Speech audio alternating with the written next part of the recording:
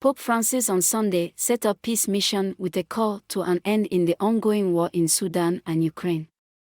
Pope Francis called on warring parties in Sudan to set aside their weapons, express sadness at the violence that has continued since it started on April 15 with devastating impact on the African nation and its citizens.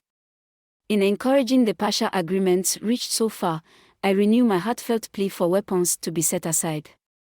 I call on the international community to spare no effort so that dialogue prevails and that the suffering of the people can be alleviated, Pope Francis stated in quote while addressing pilgrims in St. Peter's Square on Sunday. It would be recalled that the fighting between Sudan's army and the rival paramilitary Rapid Support Forces, RSF, has led to a collapse of the Sudan capital city, Khartoum, since the war began on April 15 between the two powerful military generals who worked together to oust the former Sudanese leader from office.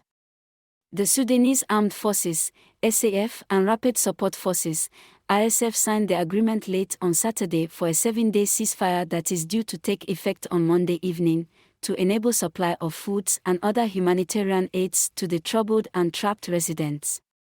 The warring parties agreed to a 7-day ceasefire beginning on Monday, according to information made available by Saudi Arabia and the United States late Saturday.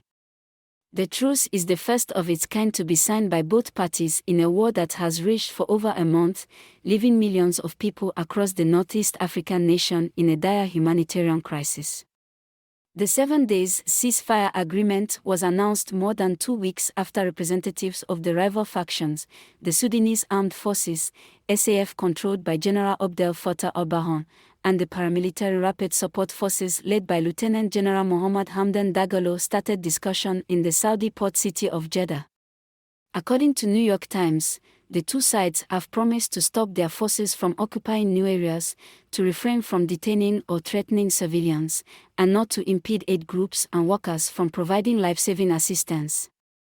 The warring groups also agreed not to loot civilian properties or humanitarian supplies, nor to seize critical infrastructure such as electricity, fuel and water installations, the news media reports.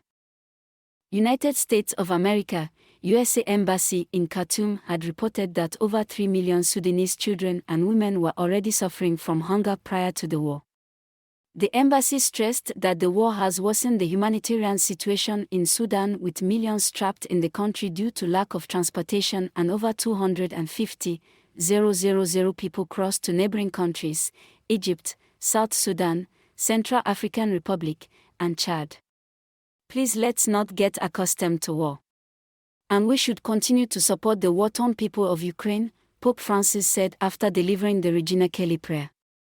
According to Al Jazeera, Vatican said on Saturday that Pope Francis has asked Cardinal Matteo Zuppi, head of the Italian Bishops' Conference, to carry out a peace mission to try to help end the war in Ukraine.